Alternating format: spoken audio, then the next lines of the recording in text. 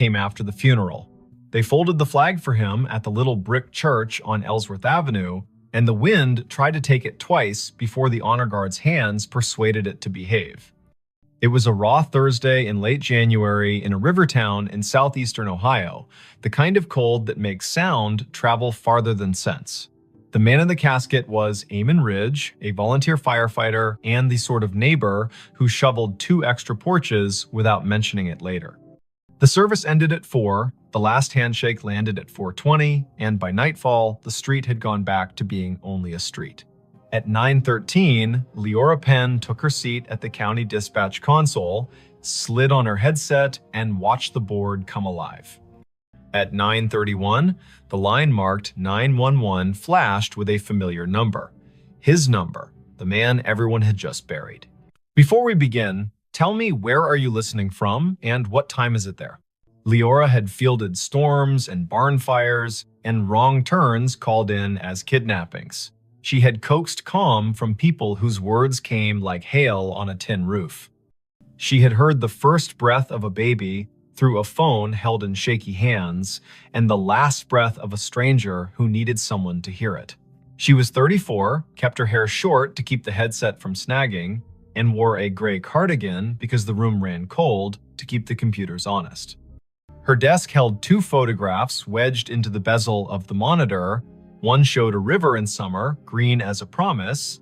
The other showed Eamon and his daughter Cass standing in front of the station engine with that look people get when duty gives them a reason to grin. The year was 2022. The county had upgraded the system, and the board pulsed with the soft light of new money that still felt like a borrowed suit. Lines identified towers and cross streets. Repeat callers had little tags. When Eamon's number flashed, it wore the tag she had put on it a year ago, Station 4. Her stomach made a small, foolish turn. Her hand did not. She tapped the line open. 911. What is your emergency? Static, not empty. The kind of static that carries weather in its mouth. A faint hiss like tires on wet asphalt far away, then a click as if someone had covered the microphone with a thumb and lifted it again. Leora glanced at the automatic location box. The system offered a circle that could have been a dozen blocks wide and no more. The tower showed the bluff above the river. The timer on the call rolled past 10 seconds, then 15. The headset warmed in her hand. "Hello," she said, voice even, the way training turns fear into architecture. "If you can speak, I am here." Something moved under the static. A breath, slow, disciplined. The way firefighters learn to breathe through a mask like they are rationing the ocean. She had listened to Eamon for years as he called in traffic stops and barn smokes and mutual aid requests in that unshowy voice he kept, even when the ceiling thought it was tired of being a ceiling. Her throat tightened without permission. The board did not care. It kept time. The night supervisor, Brandt, rolled his chair closer, not touching her cord. He was 50, part-time philosopher, full-time keeper of snack drawers. His eyebrows asked a question he did not give words to. Leora tapped a note onto the incident log with deliberate fingers. Caller number displays as decedent from earlier funeral. Open line. Faint audio. Possible misroute for memorial device. Possible spoof. Monitor. "Eamon," she said quietly, because sometimes names open doors the way keys do. "If you can hear me, give me any sound." The line breathed once more, then found a voice. Not bright, not ghostly, a man speaking like someone who had walked all day and only now remembered he could sit. It said one sentence, 3 words, patient, back door locked. Brandt's hand hovered over the radio mic. Leora nodded once. He paged Station 2 because Station 4 was morning, and Station 2 would show up with their coats half-buttoned and their hearts arranged like a team. He sent them to the Ridge home on Quint Street, the small white place with a porch swing that had never let a guest feel foolish for needing to sway a minute. Leora kept her voice on the line. "Back door, locked," she repeated, writing it, hearing it, feeling the way the sentence wanted to be a map. "Is someone inside?" Nothing answered at first. Then a second sentence, softer. "Cass asleep." Brant's fingers were already moving the way piano players do when the song makes them want to be faster than they are. Officers on the midnight swing shifted their routes without complaint. The medic crew out of town angled their rig toward Quince in case Grief had found a trick that needed medical names. Leora sent a quick text to the on-call clergy liaison because the county did not believe in letting families be alone with what they could not name. "Amen," she said, "steady. We're sending them. Stay with me if you can." The line hissed like rain on a steel roof, and then went quiet. Not the click of a hang-up, the kind of quiet a room makes when a story finally sits down. The call timer rolled to 1 minute 23 seconds, then stopped. Disconnected, the board told her, cheerful as a toy that believes its work noble. Brant opened his mouth and then closed it. He reached for his coffee and decided it was the wrong kind of night for coffee and reached for water instead. Leora sat very still for a moment and felt the way adrenaline stands up in your body and refuses to sit until you give it a task. She gave it the task of listening. The lines danced with ordinary need. A possum in a kitchen. A husband who had cut his hand on a jar. A neighbor who had heard a window break and then realized it was the television. Her hands did their work. Her ear held a room for the line that had gone quiet. Officer G. Park radioed in first. Voice crisp. Tires crunching on salt in the street. Unit 3-1. Quince Street. Back porch light on. Back door indeed locked. Copy request to knock. "Copy," Leora said, hearing her own voice make simple shapes. "Proceed." There are knocks that sound like questions and knocks that sound like the start of a fight. Officer Park knocked like a person who has played in a string quartet. Firm, meticulous, willing to wait between knocks. Leora heard the long, thin silence on the open radio channel that means everyone has decided to breathe in sync. A porch swing creaked, whether from wind or memory. Then Park again, softer. Visual on subject in living room. Teen. Asleep on couch. Television on mute. No visible distress. We are making entry. Park called the locksmith number taped to his visor, because there is always one, and he also called the small cheat that officers inherit, which is to lift the back door on its tired hinges when you turn the key the wrong way. The door opened, a floorboard confessed itself. Park moved through a small kitchen that smelled like heat and spice and thyme. He said, quiet as a blessing, "Cass, it's G, it's me." The girl woke with that rough sound grief makes when it has only just let go for half an hour at last. "Back door," Park said into his shoulder mic. "Locked, now secured."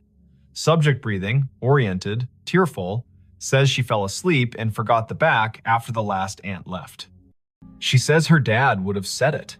She says she heard him say it sometimes, even when he was alive, when she forgot. "I'm locking up, then staying here until her aunt returns." The call had been the little bridge a county makes when one house cannot manage all its doors alone. Leora typed. She logged, she breathed. She answered a call about a siren that would not stop on a fire alarm panel, which is a call that can ruin a night or return it to its usable shape. She told Brant she needed 30 seconds, stood up from her console, walked to the stainless sink by the break room door, and washed her hands as if she had been in a kitchen that required respect. At 10:48, the line lit again. Same number. The board did not know how to feel about that and chose its usual indifference. Leora took it. 911. A voice lives inside a headset after a while. The nerves learn routes, the body decides where to keep the sound. The phrase came through low and clear. Basement. Pilot light.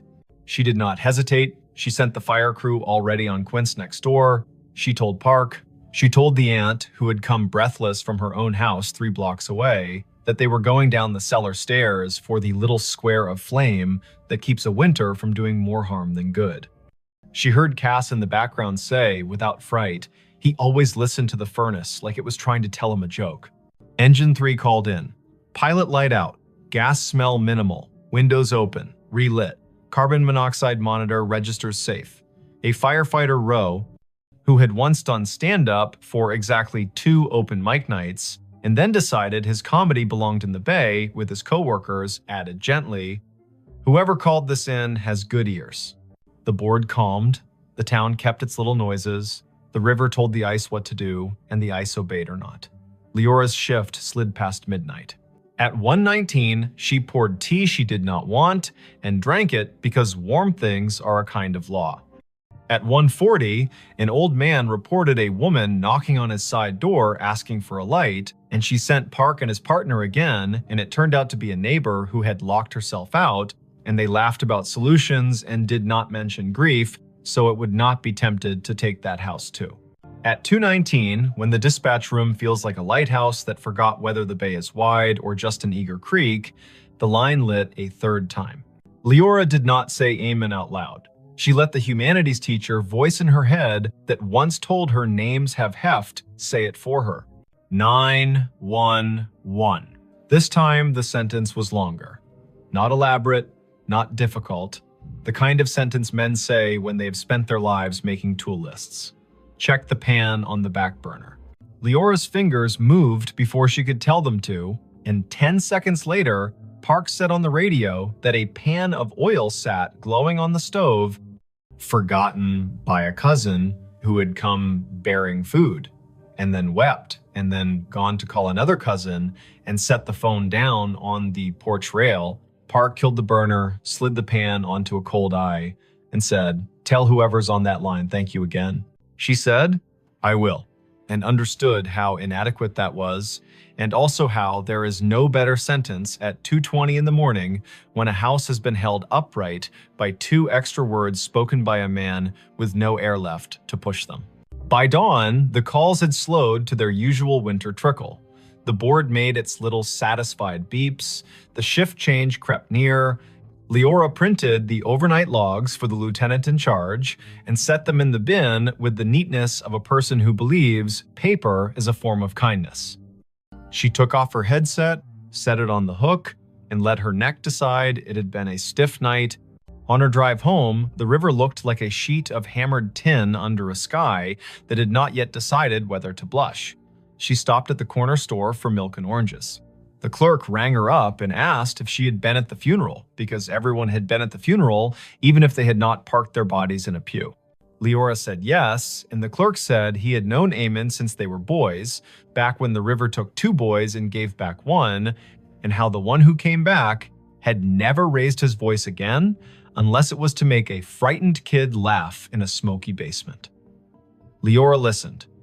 The clerk put 2 extra oranges in her bag, the way men do when they feel the night reach its hand into the room and cannot keep all the light from leaving. She slept until noon and then sat in her kitchen with the radio low and the blinds open to teach the afternoon how to behave. Her phone chimed with a message. It was Cass. Leora had given her number to the aunt without thinking, and nothing about this felt like a boundary violation now. The message was a picture of a backdoor lock and a caption. "He did it again, thank you." She replied, "You did it." He reminded, "That is a team." Cass sent back a heart in the color teens choose when they mean it and do not want to seem silly. Word traveled without gossip's teeth in it. People told each other the version they could bear. Some said the call after the funeral had been a trick of towers, an echo, a message scheduled by a grieving mind that had set a reminder on a phone. Some said Eamon was still doing his rounds, making sure pilot lights and pans behaved. The chaplain said he did not know the mechanics of it and did not care, that love gets to serve in whatever uniform it likes. The fire chief said quietly to Leora, "If my number ever lights your board and I am not in a position to help myself, send the crew. I will not be offended if you use my name to get them there faster." It is Wannon. The next week brought the kind of snow that erases the edges of things. Leora worked 3 overnights in a row and learned to sleep in squares of 4 hours like a cat. She took a call from a man who had found his wife on the floor and guided him to count and compress, and the medics arrived before the counting rasped the hope out of his voice. She took a call from a woman who had locked herself in a bathroom because her boyfriend had stopped being gentle, and she kept the woman talking about the photograph on the wall while the officers climbed the stairs 2 at a time. She did not think about the line until it lit again 2 Fridays later at 1 in the morning. She kept her voice clean. 911. Eamon's voice came again, thinner, like a person speaking through a scarf. It said, in a tone part instruction and part apology, "Box of matches in the junk drawer beside the oven. Throw them out." She told Park. Park went. He opened the drawer and found a box that had wicked itself damp and mean. He took it to the back porch and soaked it and binned it, and then came inside and wrote a sticky note for Cass that read, "Your dad told on you." She woke to it and laughed in that shocked way laughter has when it has been given back its license to exist. Not every call was that kind. Once, the line connected, and all Leora could hear was faint wind and the hollow tick of a cooling engine, and she understood, without needing the lieutenant's later confirmation, that this had been the night the station bays opened, and Eamon's truck had been driven back from the long, slow procession, and the engine had clicked in that language. Machines use to admit fatigue. Once, the line carried only a sound, like boots on gravel, exactly 3 steps, then the pause of a man looking at a sky he used to know from a ladder truck. Once, nothing came at all. And still, she stayed on the line the way you stay on a porch after a friend has gone inside, just in case one more sentence needs to come out and walk around in the air. Spring loosened the river. April made the churchyard look less stern. Cass finished school with a concentration that made her teachers write small notes on the bottom of her papers. "You have turned into a person who trusts herself." Leora saw her at the station on an open house Saturday, and the girl hugged her the way nieces do their aunts without asking for the right to be related. They stood under the engine bay's great door and listened to the way small kids treat sirens like musical instruments when given permission. Cass said she sometimes still heard it, the way a voice comes into a room without needing to open the door. She said the voice had told her to bring in the porch rug before a thunderstorm that would have flung it across the block. She said the voice had told her to drink water before her stomach had the language to beg for it. "What do you think it is?" she asked, not demanding that it be a ghost or an algorithm. "I think you live in a county where people answer one another when called," Leora said. "I think sometimes lines open from one room to another because the rooms were built that way by love. I think if we say it out loud too many times, the day will get shy and pretend it never happened. And I think your dad trained his whole body to go when someone needed a sentence, and I do not know what training looks like later." Thanks for watching Allen's To Help Pray. Cass nodded as if she had been offered advice about lifting with her legs, not her back. She put her hands on the engine's bumper like a kid checking the pulse of a whale and whispered thanks in the dull shine where she thought it might carry. The last call came in July, on a night that smelled like cut grass and the electric promise of storm. The board was quiet.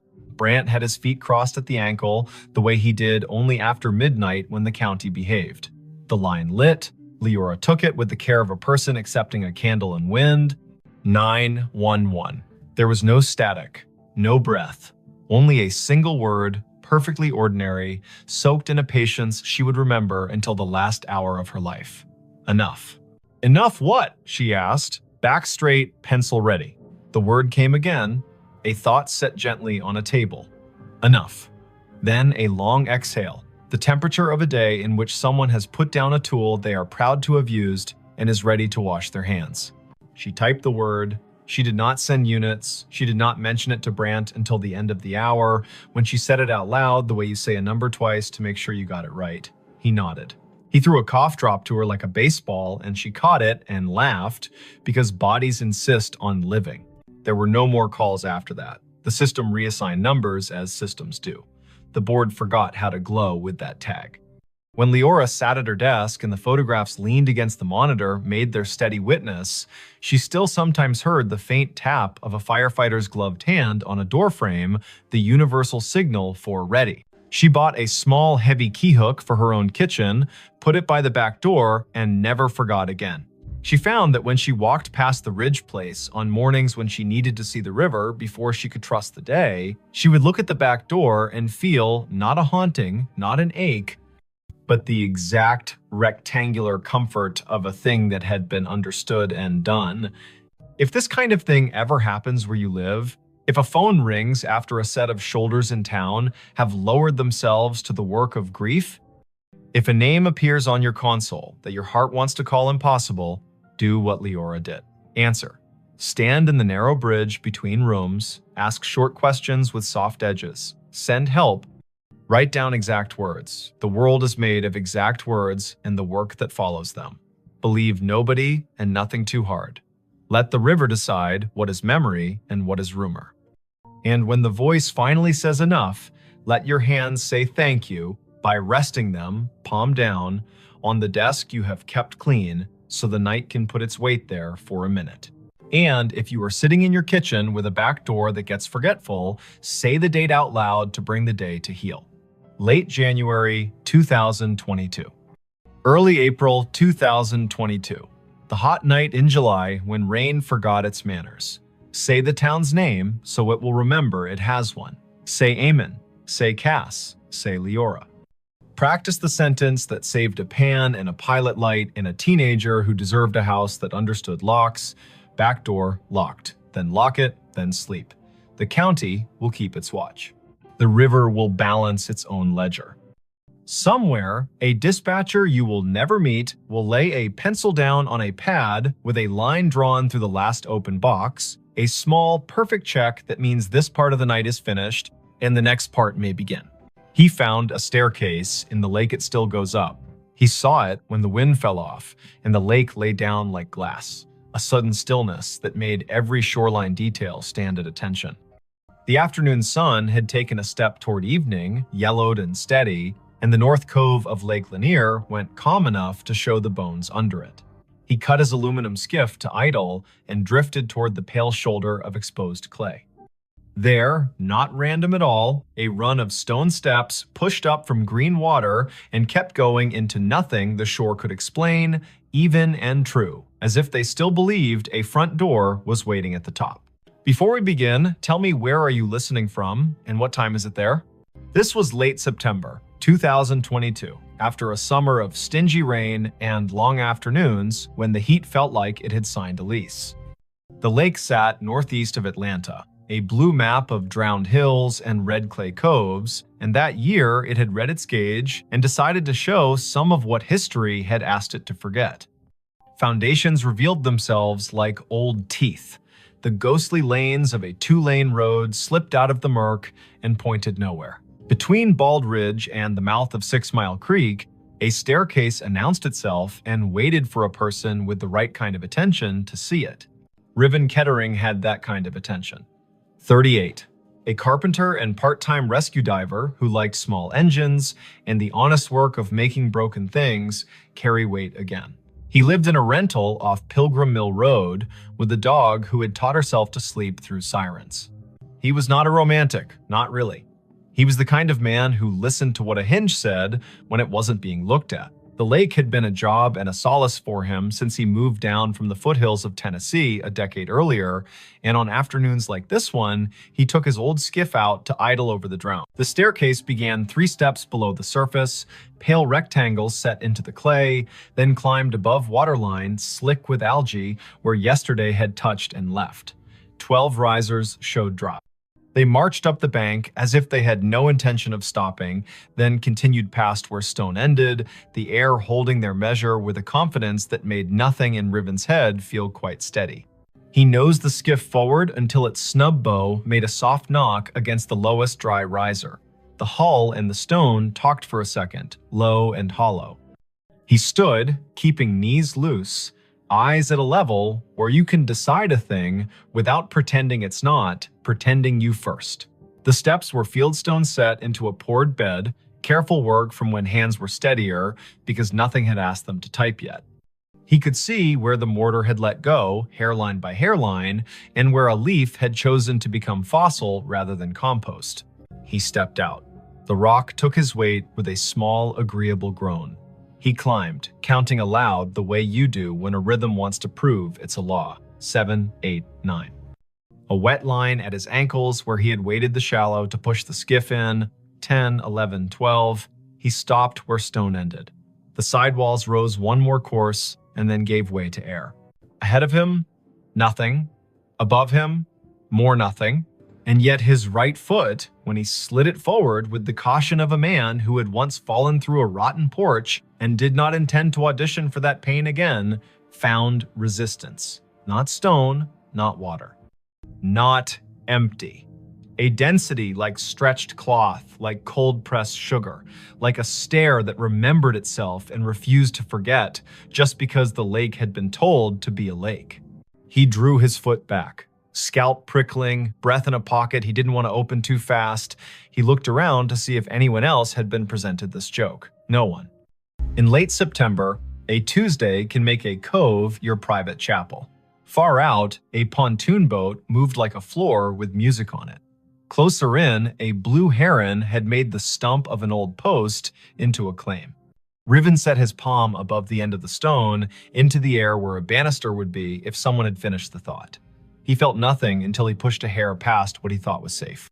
Then he felt a boundary, the exact height of a handrail in a code book he could recite. He smiled despite the way his heart had decided to pick up the tempo. Something here hadn't drowned entirely. Something here had decided to keep going up. He does not scare fast, Riven. He is a man who has gotten into dark water at night, kindly, and come back calmer for it. But he respects a place with a memory.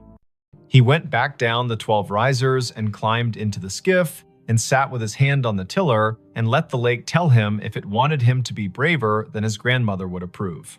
The wind was a rumor now. On the far shore, a transformer hummed with the stale sweetness of electricity. He turned the motor off and drifted with his fingers brushing the gunwale and felt for the old current under the new. A loon called once out in the main channel, the syllable bending toward a kind of loneliness that doesn't need an audience. Riven looked back at the steps. The air above the 13th riser shimmered, a trick of light or a rule he hadn't been told yet. He swore softly in the old way that buys you permission to try again. He pulled the skiff onto the red bank, tied it off to a scar of root, and went back up the 12. He did what his hands knew to do. He turned a coin on its edge and rolled it along the last stone.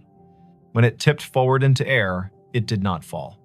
It sat against nothing, as if pressed to a glass he could not see. He slid it forward with one finger and felt it drag over an edge. He slid his boot after it and met a tread that had weight. He put his full foot down and his bones agreed that physics had not been insulted, only invited to a different kind of party. He brought the other foot up. He stood on the 13th step of something that existed without confessing to the eye.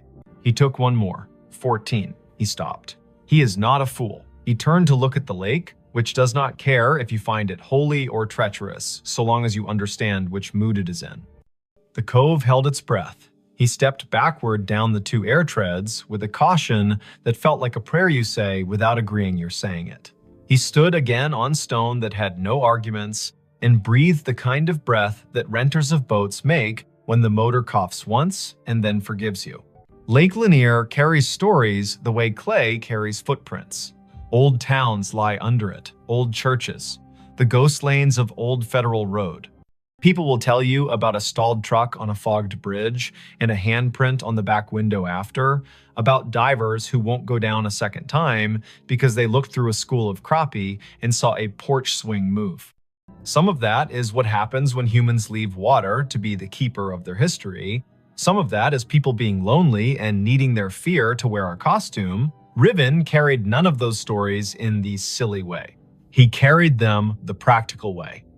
He knew people had been told their land would drown for the good of cities they would never see, and some of those people had said their names into the bank and put rocks one on another to make the land remember. He went home with the staircase in his notebook and in his knees. He did not say the shape of it to the bartender at the place on Brown's Bridge, who called everybody chief. He did not post a photo because the lake punishes people who turn it into spectacle. He slept badly and woke before his alarm and made coffee meaner than necessary and drove back with a coil of thin rope and a chalk box and the tape measure he used when perfection had to be part of the bill. Morning Lake, blue as breath. The skiff skittered over wind ruffles and slid into the cove willing. He tied a chalk line at the last stone and played it out up the air, marking nothing with blue dust that caught in nothing and hung there like a trick. He laughed once, quietly. He measured riser height with the tape and found consistency that would have made a county inspector nod. He tied a loop in the rope and lowered it down the near face of the steps. The loop sat against an invisible edge and held, not tight, not loose, as if politely told to wait. Half an hour went by that way. Numbers, angles. The carpenter in him building a drawing that would keep his fear inside its lines. When he finished, he sat with his back against the sidewall and let his head find the cool of stone that had learned shade. The world stepped closer. From somewhere he could not triangulate came a sound that reminded him of a bicycle bell rung just once. In politeness, he stood. The sound did not come again. He walked down the 12 and waited on the shoreline while the lake decided whether to ignore him or to grant him more. A woman called from the top of the red bank. Riven looked up. She was tall and rangy, mid-40s, wearing the kind of straw hat that makes a person look like they know how to move in weather.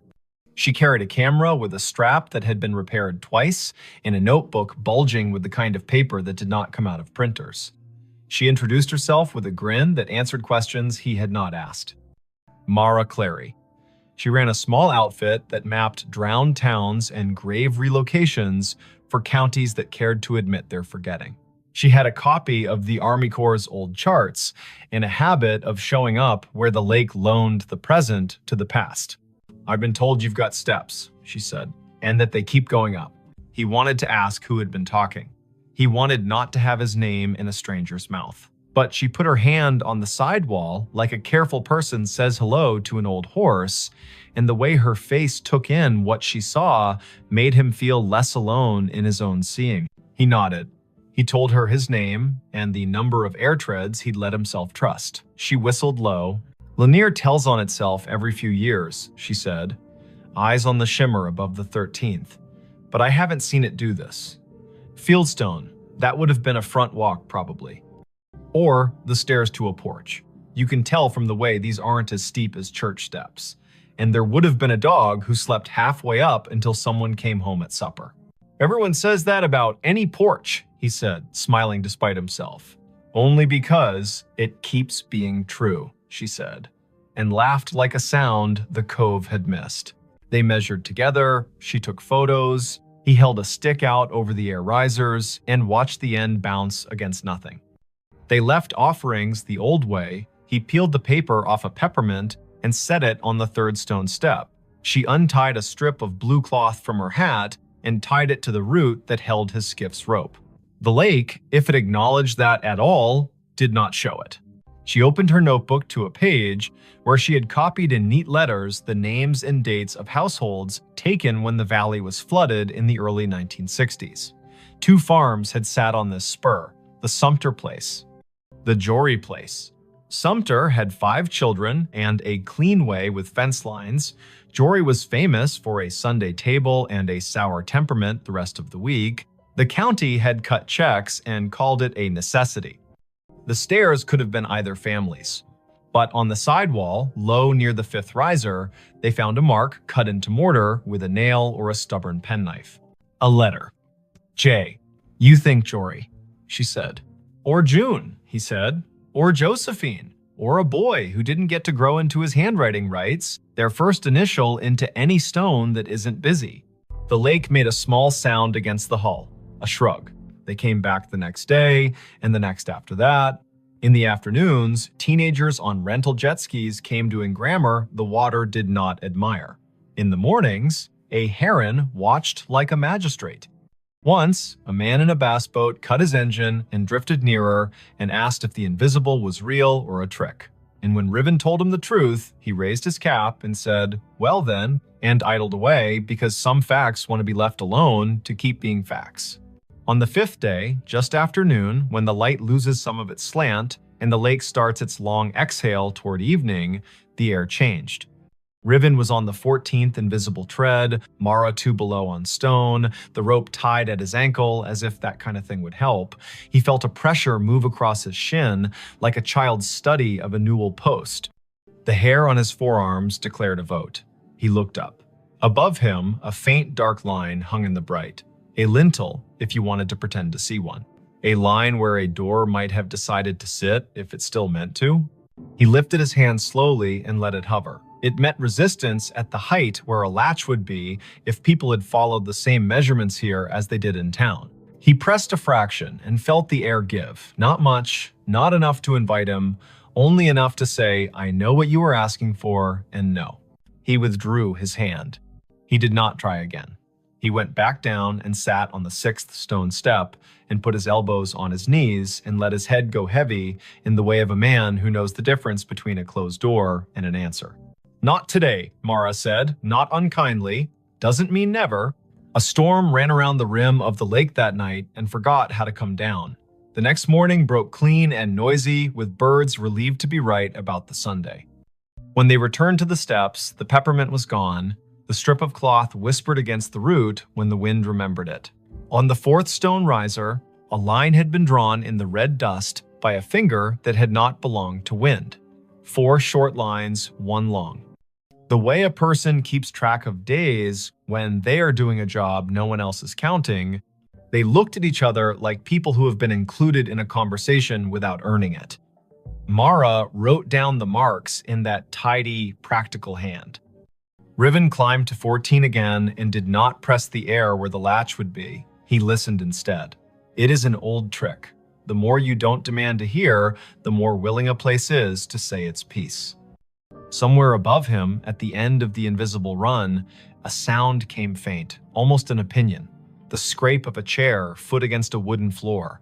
Once, then a breath, remarkably ordinary, let out by someone who was done with a small effort and is pleased to have finished. He let his knees bend and went back down step by careful step. The county put out a notice, polite as a church lady, asking people not to climb anything that felt like absence. A man from the Corps came by with a clipboard and a caution that did not include humor and told them to rope the place from the bank. They tied a line and left it slack enough to be ignored by whatever needed to come and go. Mara logged coordinates and photographs and the exact color of the lichens on the sidewall. Riven made a drawing of the steps that showed the air ones the way you show trust, with dotted lines and a note that says, "As found." Word spread anyway. It always does when to leave a thing alone would be the more complicated form of love. A grandmother came and watched from the shade and told her granddaughter a story about the summer her brother rode a bike into a field that is now part of the lake and fell and did not cry, because corn leaves will cut you if you give them. An audience.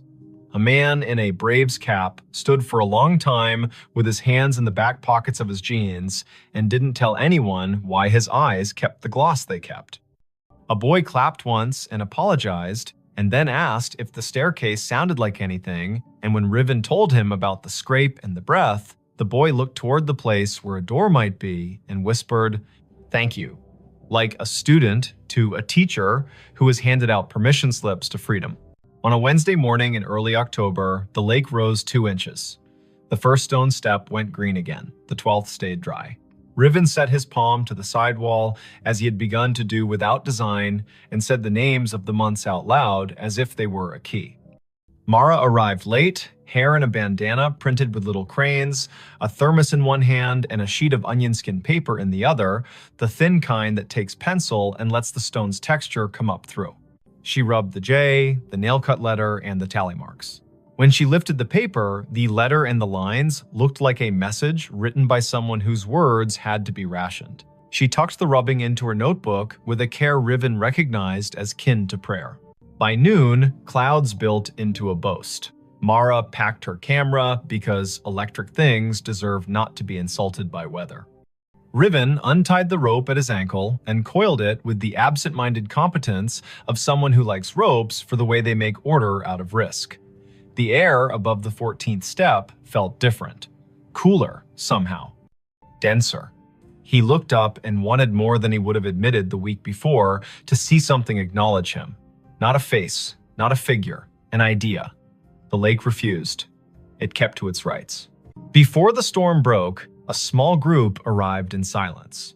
Not tourists, not thrill seekers. People in good shoes that did not belong to docks. A woman in a navy blazer. A man whose tie had been loosened by degrees and had stopped at 3. An older woman with a cane that looked like it had been carved by someone who understood trees better than money. They stood on the bank above the line and watched the steps like people watching someone figure skate after having once skated the same routine 3 decades ago and remembering what the body used to hold. The older woman spoke first, to the stone, not to the living. "You kept it," she said. "You stubborn thing. I told them you would." She introduced herself when Riven climbed down to the bank with his curiosity plainly showing. Ada Sumter Jory. Not a marriage, she was quick to clarify, but a habit of names borrowed and kept. Her father had been a Sumter, her mother a Jory by necessity and grievance. She had been 10 when the men from the government came and put stakes on the hill and told her they were measuring to make the river useful. She had been 14 when the kitchen was dismantled and stored in a relative's shed, and the porch chairs were put on a truck without the porch. She had been 15 when the lake finally climbed to the 7th stair and the dogs refused to sleep where they had always slept and had to learn ground new as $1. "My granddaddy set those stones," she said, chin lifting toward the steps. He knew the grade by eye. House stood there. She pointed at the air, ran long that way. Kitchen at the back, where mornings were honest. Stairs to the sleeping rooms tucked in right of the door. He told me we build stairs for coming and going and for waiting. That last part is where the world gets the math wrong. She cleared her throat once, a small thing that meant a larger thing had moved through it. "My brother wrote his letter J in the mortar before it set," she said, and smiled fully for the first time. He was 5 and mad because he had not been allowed to carry a stone and needed to have done something the porch would remember. They watched the lake together as it considered which forenoon belonged to which afternoon. Mara showed Ada the rubbing, and Ada put her palm on the paper like a hand over a baby's sleeping flank. "He stayed mean," she said of Jory, but without any real heat. But he loved that stair. Sat halfway up when he had nothing to do and the weather had nothing to argue about. Played that little bell you keep hearing because he liked the neatness of a sound that stops when you take your finger off it. The storm arrived, they covered what needed covering, the skiff rocked and complained, and then remembered it had been in worse moods and calmed. The rain washed the red dust off the risers and gave them back their gray. The air cooled like a head turning on a pillow to the comfortable side. Ada walked down to the second step and touched it like the forehead of a child with a fever breaking. "Enough," she said to the rain, to the year, to the air that had learned to hold treads. In the weeks that followed, the staircase did what durable things do when they decide to belong to more than one story. It kept being itself. The lake rose and smudged the lower steps and then pulled back like a long breath returned. Riven kept coming because he had begun to like the feeling of leaving a place better than he found it by doing nothing but listening the way a well-made chair listens when a tired person sits. Mara wrote a piece for the County Historical Society that began with the sentence, "There are places we drown and places that refuse." Ada came twice more and told the stair her brother's best and worst. And once, on a bright Sunday, when the buzz of outboards sounded like cicadas pretending to be important, she brought a tin of biscuits and left one on the 3rd step because her mother would have called it manners. On a morning in November, the air thin and brisk, frost like pale sugar on shaded clay, Riven came alone. The lake had taken back an inch, the first 2 steps glowed green. He stood at the foot and waited the way you learn to wait when you've been given more than you asked and are smart enough not to get greedy. The wind came off the water and put its fingers through his hair with a familiarity he hadn't earned. Above the 14th tread, the line where a lintel would be shivered and then settled. He put his hand out at the height of a latch and did not press. "Thank you," he said to nothing and to something. He went home and made lunch and fixed a neighbor's sagging cabinet and walked his dog in the long honey of 4 o'clock. He slept that night without the lake climbing the stairs of his thoughts. He dreamed he was sanding a handrail he could not see and woke with the particular ache in his forearm that tells a man he did a good day's work in the world that matters and the one that does not need him but lets him in anyway. If you go out to Lake Lanier on a fall day after a long dry, when the wind has the courtesy to lie down and let the surface polish itself, you can find the cove if you know who to ask and you promise out loud not to bring a ladder. The staircase will be there, stepping up from water into air with the patience of a body that has learned not to argue with time. You can put your boot on the 12th stone and your breath on your rib cage and decide if you will push your foot forward into the space where the 13th waits. If you do, it will hold. Not because wonder owes you, but because someone set a measure here with care, and because sometimes the world keeps an old promise in a new element. Say the year out loud when you find it. 2022. Say the place by its names, Lanier and the valley it drowned. Say the people if you know them, Sumter, Jory. Say the letter on the wall, J. Say the noise a bicycle bell makes when a brother likes attention and the porch has all afternoon. If you leave something, make it small, a ribbon, a peppermint. A finger laid gently in dust to make a line that will blow away with the next weather. Walk back down, let your knees do what they were built to do. Put your hand on the sidewall the way you would on a friend's shoulder when leaving them on their own porch in the dark to listen to the crickets. The staircase will keep going up whether or not your eyes can follow it. It will keep its measure in the air. The lake will rise and cover the lower treads and then fall back and confess again. Boats will hum. Herons will judge. A woman in a straw hat will rub letters onto paper, and a man with a dog who sleeps through sirens will coil rope and listen. And somewhere under the calm skin of the cove, where red clay holds onto everything it can hold, a front door you cannot see will stay shut and not unkindly, practicing the hardest kind of hospitality there is, offering you a way to ascend and a way to wait, and trusting you to know which one belongs to you today. Her phone pinged at a grave with her name. The notification bloomed on her screen the moment her shoes left the gravel and slid onto the soft path between moss-dark stones. A small bell chime, bright as glass. A banner at the top. You have arrived, Eden E. Hale. The words sat there as calmly as a weather app, as if the city had decided to label her the way it labels a bridge or a square. The place was Bonaventure Cemetery in Savannah, Georgia. Spanish moss hung in long, steady sentences from the live oaks. The river kept its secrets behind the bluff and breathed like a sleeping room. It was late afternoon on a Sunday in early November, the air cool enough to make her wish for sleeves and warm enough to forgive her for forgetting them.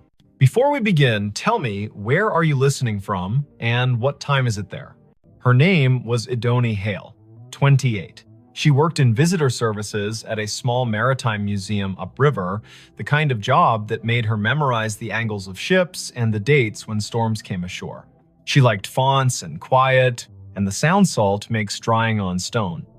She was visiting Bonaventure because her friend Anson had flown in from Minneapolis for a long weekend, and the two of them liked places that let you feel your breath in your mouth. The year was 2021. Phones knew where you were within decent intimacy. Some headstones wore small plaques with codes that asked to be scanned and promised a story. They had parked on Bonaventure Road under an oak that had learned to be older than most houses. The sky was simple, a clean coin of light. The volunteer at the office had given them a paper map and a soft-voiced list of locations worth the walk if you wanted your day to hold. Look for the little angels facing east. Find the section where the camellias keep blooming against instruction. There's a family plot that feels like a room you shouldn't step into without knocking. No one mentioned a notification. Idoni stared at her phone. The banner did not give a location like Section F or Plot 31. It was the same tag her calendar used when she arrived at work or home. You have arrived, Idoni Hale. As if she were a place. As if the grave were her. Anson leaned toward the screen and squinted. He was tall and light-footed, a teacher of high school literature who carried poems in his pockets like receipts. He read the banner and then her face and made a small arranging motion with his hands, the way he does when he wants to place humor where fright is trying to sit. That's a bug, he said, not unkindly. Or a geofence you made and forgot. Did you tell your phone to remind you to be yourself today? She clicked the banner to see where the phone thought she belonged. A map opened, a blue dot pulsed with the steady patience of a small heartbeat. A gray pin sat 100 feet east in a section labeled McAllister. The pop-up bubble above the pin read Idany Hale in the same unsentimental font. She did not have a virtual contact called a cemetery. She had not created a reminder to arrive at her own name. The phone had decided the path curled between stones with dates that made you speak them out loud, because numbers are easier to hold when they come through the mouth. 1873, 1920, 2009. The Oaks leaned as if sold on the idea that the living need rehearsal space. Anson spoke a tour fact about a poet who loved this place and whose plaque visitors touch in a small, quick superstition. Idony nodded because liking facts is a way of staying steady. Her pocket shook again. Another chime, the same banner. You have arrived. Idany Hale. She breathed the way the yoga teacher on the internet tells you to. In through a count of 4, hold for 4, out for 6. They followed the path east until the bluff opened its shoulder and let the wind test their sleeves. The section ahead was a little higher, a little more sure of itself. A plot enclosed by low stone, dressed in ivy, sat beneath a live oak that looked like a table that had decided to grow legs. In the center stood a headstone gray as rain, taller than Idony's shoulder. The name at the top held Idany Hale. She stopped. You might have stopped too. Her name was not common. Her mother had found it in a book of Old English names and liked the way it sounded like a promise made under a tree. She had never met another Idany. To see the letters in this order on stone felt like stepping into a movie where you have lines you did not audition for. Anson's hand found her elbow without a show of it. He had the sense not to say, wow, or are you kidding? He stood with her and let the river finish a sentence neither of them had started. The dates carved below the name were the first clean relief, 1974 to 2014, not hers. A woman 2 decades older, gone 7 years now. Under the dates, a line that read as Keeper of the Keys. The stone carried a small oval of glazed photo, a face with hair tucked back, eyes steady, a glint of a keyring at the edge of the frame. The oval was rubbed to a shine from fingers, the way love polishes small things while refusing to say it is love. On the right-hand corner of the stone, someone had bolted one of the new plaques with its little square of patterns. Scan to learn more.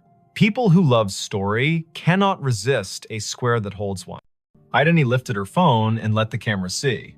A link opened without asking for anything. A page built by a memorial service company bloomed. At the top, the name again. Below, a small biography. A life lived with habits, upright and kind.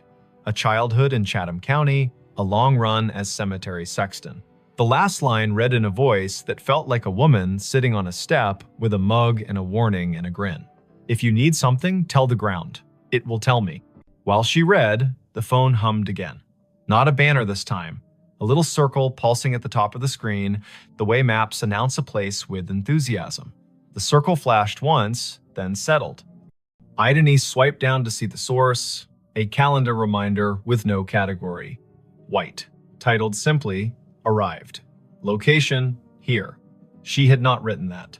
The phone, perhaps, had decided the day needed a label, or the small plaque had more to it than the page admitted. Anson said the woman in the photo had librarian eyes. He meant that as a compliment. He pointed at the keyring. He said his grandmother had been a keeper of the keys at a church in North Dakota, and those women know where every grief sits at every hour, the way a night janitor knows which chairs spit gum and which ones sigh. They stood a while. People walked past in respectful silence, guided by a docent's voice that held just enough theater to keep 15 people from wandering into their own daydreams. Spanish moss moved like thought repeating itself. A flake of light rose off the river and fell back as if it had changed its mind about being air. It would have been a good story already finding your own name on stone, a phone that had the audacity to tell you you had arrived, but something else decided to be true. A little tone sounded from the phone, the way sounds do when an app you forgot you had decides to help. It was the noise her AirDrop made when someone nearby wanted to share a photo at inopportune moments. The screen shifted to a dialogue. A file offered to send itself to her. The sender name was a string of letters and numbers that meant nothing. The file name read Keys. Anson leaned in and made his face calm. "Decline," he said gently, "because strangers in public places with quick hands make tricks, and both of them work in museums and have seen every version of the human habit of testing boundaries." She hovered. Decline would be wise. Accept would be a dare. She pressed accept because sometimes you let stories finish what they start. The file downloaded. It was not a photo, it was an audio file, a minute 42 in length. The waveform showed it wasn't silence. She tilted the phone toward her own ear instead of speaker because you don't open a voice in a cemetery loud unless the voice has earned the right. Static first, then the sound of wind combing something thin, then a woman's voice, the age of a woman, who tells tools where they belong and expects cooperation. The voice said, "Dry as a towel and warm as a summer kitchen. If you are standing over me, child, and your name is mine, you can help me keep my promises. Put your phone on the stone and leave it be a minute. It will tell you where to stand next." Anson's eyebrows did a small jazz riff and then tried to behave. "Okay," he said softly, a word that meant, "I am here and I am not going to ruin this with cleverness." Idony set the phone on the flat top of the headstone the way the voice had instructed. The screen slid into its lock. Her reflection replaced her. The oval photo looked past her shoulder the way old photos always do. She counted in her head as a way to keep the childish fear of being tricked from standing up and knocking the ritual with its elbow. 50, 60, 78. The phone buzzed once, she lifted it. The map opened of its own accord. The blue dot had moved nothing. The gray pin had changed. It labeled another grave 30 yards north with a name neither of them had seen on the paper map. Rosin Hale. A second name. Another Hale. The first name was Welsh and not common here. They went because the day had asked enough times to be answered polite. The second stone stood lower, more modest. The granite, a color you could never find on purpose if you looked in a catalog. The dates were older, 1931 to 1999. The epitaph read, "She kept the gate lighted," and under that, in smaller letters, so faint you could only see them when the cloud put its hand over the sun, a line, Rosine was born. Rosine Idris. She married into Hale and stayed. Tell my niece if she comes through here that I see her when I count keys. I am not anybody's niece, Idini said aloud, and then took a breath because she heard the defensiveness squirreled underneath. I mean, not hers. You might be more people's niece than you know, Anson said gently, a man who had grown up with uncles who weren't uncles and yet were more family than the kind that wears your face. They stood while the wind added a signature to the bottom of the page of the day. The river put its shoulder against the bank and leaned. The phone did not ping again for a while. A cardinal went from one branch to another with the purposeful speed of a person who knows where the parts are stored. A group of teenagers trailed an auntie through the lanes, popping gum in a respectful way, which is a regional miracle. Idony looked up Rosin on the cemetery's database because when your heart gets odd, facts make a braid to hold on to. The database was one of those volunteer-built websites that carry the tone of a potluck where everyone brings a dish so exact it shames you for choosing salad. Rosin's entry was thorough. Born Rhonda Valley, came across with parents as a child, settled in Chatham County, married one Mr. Hale, worked checklist after checklist for the electrical union office, sang alto in church with the patience of an anvil, survived by no children, preceded by older brothers, all gone. Niece mentioned in an obituary in 1999 with no name given. Anson made a sound that meant the story had wiped its hands on his shirt and was ready to cook. The phone chimed once more, now with the tone her museum app uses when a beacon in an exhibit hands you a fact. She had turned beacons off last month because being interrupted by history while in history felt a bit like a stage whisper in a quiet theater. She had not turned beacons back on. The screen read, "A note is waiting." A map pinpointed the little brick building the cemetery uses as a workshop for the grounds crew. A path drew itself in blue between the Hales and the shop, like a string in a child's game. They went because keys that ask to be found deserve not to rust, The door to the shop was propped with a cinder block, the way doors are propped everywhere when the weather learns to be useful. A radio played a station that chose old soul and occasional baseball score updates. No one was at the counter. A bell stood there anyway, the kind that rings a sound like a glass penny. Anson rang it because he likes participating in obvious rituals.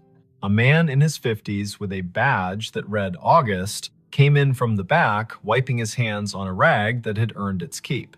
"You folks need a map?" he asked, then took a longer look at their faces and revised. "Or a minute." "We were by the hailstones," Idony said, and watched the way a man looks when a rhyme finds his ear and tells him it cares. August nodded. "Course you were," he said. "I keep an envelope for that family. Been waiting on who it's waiting on." He reached under the counter, where drawers have learned to hold what should not be lost, and brought up a large yellow envelope with a blue paperclip that had rusted a little by choosing weather. The envelope had 3 words on the front in tidy block letters. For the next Idony, heat went across her face like an honest light. August saw it and stilled. He handed her the envelope the way people hand one another babies, meaning well and moving slow. She opened it with her thumb.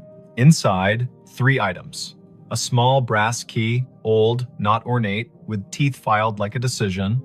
A folded sheet torn from a spiral notebook, edges soft with years. And a wallet-sized photo of a woman in a blue work shirt with a name patch and a grin you could feel on your back like afternoon Sunday. The patch read, "Idony." The face belonged to the woman on the first stone. The note was written in blue ballpoint in a hand that pressed harder than paper deserves. It read, "Simple. For the next Idony in this county who can hear me the way a key hears a lock. My niece is out there." She won't say yes to the word niece because words are stubborn. She'll need to open the box in the old mausoleum we keep for tools and favors. The key is for the small door on the left. Lift on the latch while you turn. The box has what belongs to her and me and her grandmother. If she is standing at my stone with a phone, she will know that I know. Don't bring a crowd. Bring one friend who reads instructions with his eyes. Leave the key when you are done. We can count without hands here. "I'm not someone's niece," she said again, and heard how the sentence grew less certain with practice. Her mother's family tree began and ended in a different state.